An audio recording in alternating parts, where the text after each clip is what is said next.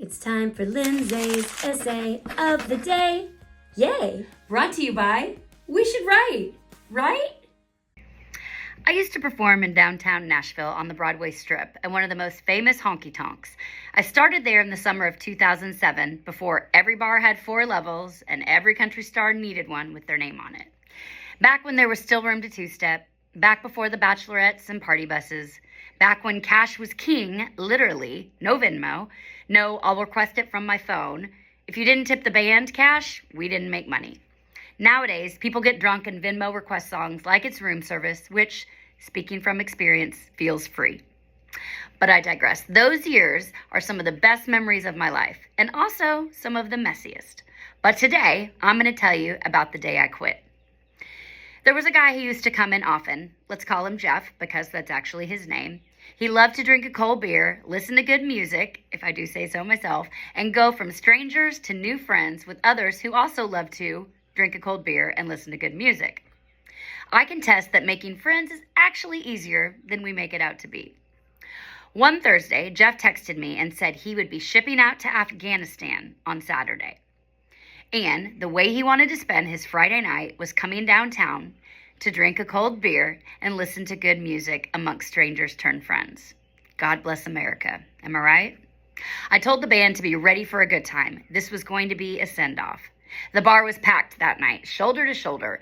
We told the crowd all night long to buy this man a drink. He's leaving tomorrow. He's the reason we get to stand here and do this tonight. Everyone was hugging and high-fiving and buying Jeff drinks and asking his story. It was glorious. What a time to be alive.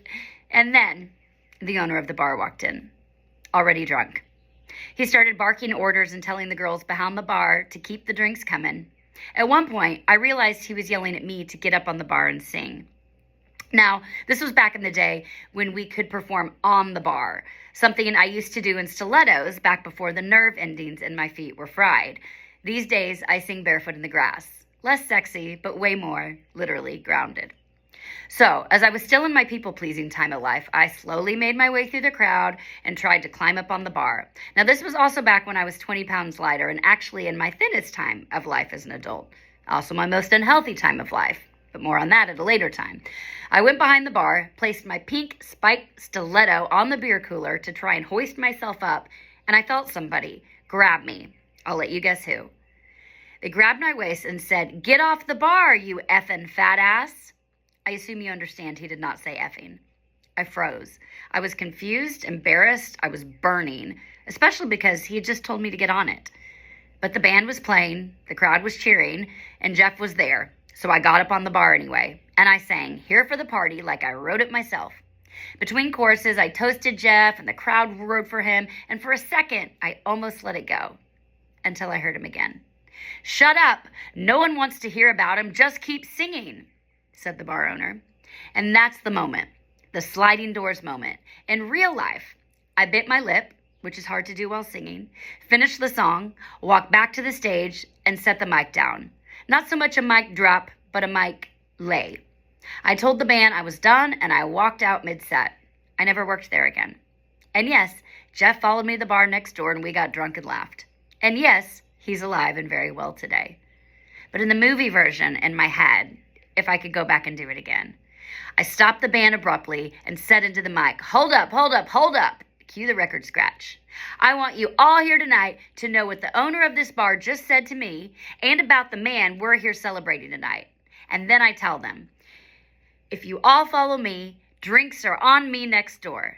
And we all walk out together like a loud, tipsy parade, Jeff included, giving all of our money to a competitor. But that's not what happened. What happened is I left quietly. And honestly, at the time, that was enough. But here's what I do know now.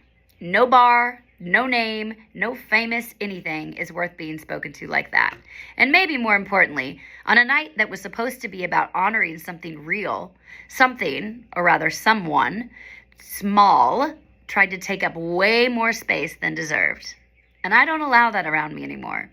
Now, years later, I can walk back into that bar, sing a few songs with old friends, laugh, and then walk away.